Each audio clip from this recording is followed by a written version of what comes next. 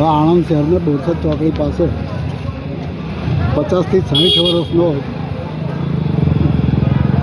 વિચરતી જાતિ, વિમુક્ત જાતિ, દેવીપૂજક સમાજ, વસાવા, અન્ય, બક્ષીપંચ, આ બધા જ જ્ઞાતિના લોકોનો વસવાટ હતો. 1968થી આ જગ્યા માટે, ઘર માટે, કાયદેસર કરવા માટેની માગણીઓ ચાલુ હતી. લાગતા વળગતા બધા અધિકારીઓને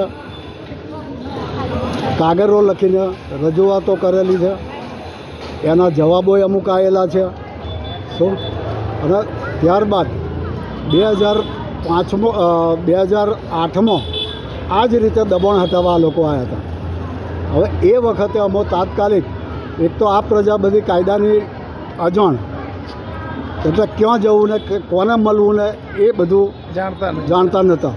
એટલે તાત્કાલિક અમે હાઈકોર્ટમાં પહોંચ્યા અને હાઈકોર્ટે એક બાજુ અહીં તોડવાનું ચાલુ હતું અને તૈયારીમાં અમારો પહેલો જ કેસ હતો અને અમને સ્ટે આપેલો.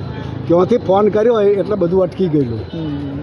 ત્યારબાદ કલેક્ટર હાઈકોર્ટે સ્ટે ઓર્ડર આપેલો અને સિટી સર્વે સુપ્રિન્ટેન્ડન્ટે કલેક્ટરને આદેશ કરેલો કે ભાઈ આ લોકોને કાયદાની પ્રક્રિયા કરો. કાયદાની પ્રક્રિયા કર્યા બાદ જ દબાણ દૂર થાય. શું આ કાયદામાં બંધારણમાં છે. એટલે પછી અમે સિટી સર્વેની ઓફિસના કોન્ટેક્ટ કર્યા. એ લોકોના લેટરો આવતા હતા કે તમારા પુરાવા આપી જાઓ, જવાબો આપી જાઓ. આ બધું રજૂ કર્યું છે આપણે લીગલી એ વખતે. ત્યારબાદ છેલ્લી એક પિટિશન બીજા કોઈએ દાખલ કરેલી એમાંથી. હવે એમાંથી આ લોકોને કંઈક બાકરોલનો ઓર્ડર થયો. હવે બાકરોલનો ઓર્ડર થયો એમાં તે વખતે 9 લાખ રૂપિયા ભરવાના 25 ચોરસ મીટરના. હવે જે તે વખતે 2008માં આણંદ સિટી ટીપી સ્કીમોની અંદર જ 2-3 લાખ રૂપિયા ભાવ ચાલતો હતો ગુઠાનો. હવે આ ગુઠાનો ચોથો ભાગ થયો 25 ચોરસ મીટર. એટલે હવે એના 9 લાખ ભરવાનો એનોય લેટર પડ્યો છે આપણી પાસે. એટલે આ ભરવા કોઈ સંમત નહોતા. આ ગરીબ લોકો છે. જો 9 લાખ ભરવા થઈ હોય તો પછી છાપરામાં શું કામ પડ્યા હોત બધા. અને ત્યારબાદ છેલ્લે 2024માં આખરી નોટિસ કરીને આ લોકોએ આપ્યું કે આ તારીખ સુધીમાં તમે અહીંથી હટી જાઓ, નહીં તો બુલડોઝર મારી દઈશું, તો તમારા ખર્ચે તમે ખાલી કરી નાખો. હવે એ વખતે અમે પછી સીએમ સાહેબનો જઈને મળ્યા 8-10 જણા, રજૂઆત કરી.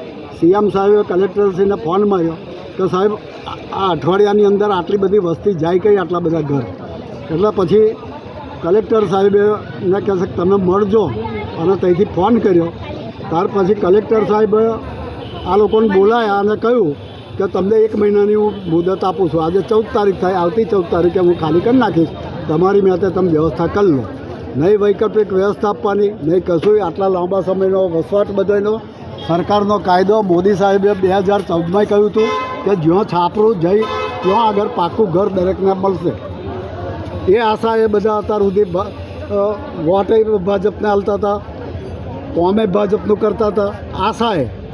પણ આવી ખબર નથી કે આ લોકોને જોડે છેતરપિંડી થઈ રહી છે. આવી રીતે જ્યારે ઇલેક્શન આવે ત્યારે પ્રલોભન આપે બધાને કે અમે ઓમ કરીશું ને અમે તમને આ કરી આપીશું ને પેલું કરી આપીશું. પતી ગયા પછી કોઈ દેખાતું નહોતું. અને અત્યારે કોઈ જવાબદારી લેવા તૈયાર નહીં. અત્યારે આ નક્કી કર્યું, સંકલન સમિતિમાં કર્યું. બહારના પ્રભારી મૂક્યા હોય, ઇતિહાસ ભૂગોળ જાણતા ના હોય આણંદમાં. અહીંના 5 નેતાઓ કે એમ હેડે છે બધા અને ડિસિઝન લે છે. મેડમ બોલો તમારે.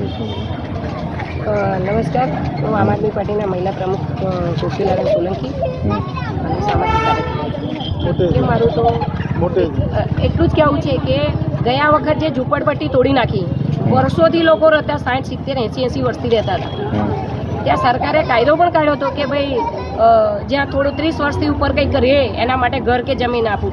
બરોડામાં, અમદાવાદમાં બધી વ્યવસ્થા કરવામાં આવે છે, તો આણંદમાં કેમ નહીં?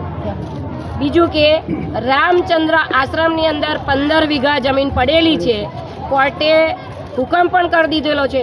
તો આ લોકોને બધાને ત્યાંની વ્યવસ્થા કરી આપો તમે રહેવા માટેની. આજે અમે કમિશનર બાપુને એમને જણાવ્યું છે, અમે આણંદ મહાનગરપાલિકાના, તો કે છે એમને પૂછે છે કે ભાઈ આવા સાચી છે? કે હા કે છે.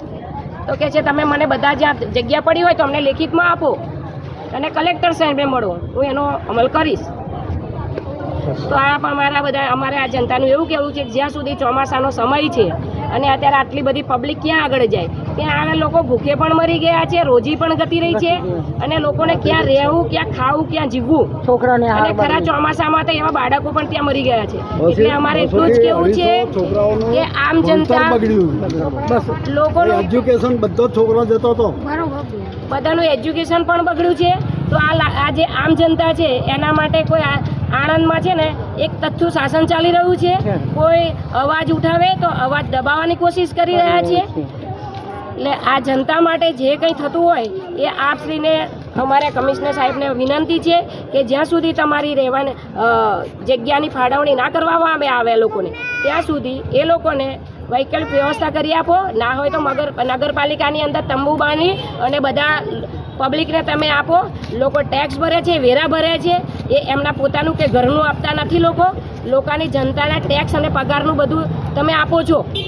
એટલે લોકોને તમે છે ને એની વ્યવસ્થા કરી આલો. મારી આ કમિશનર સાહેબને રજૂઆત છે. Okay, thank you.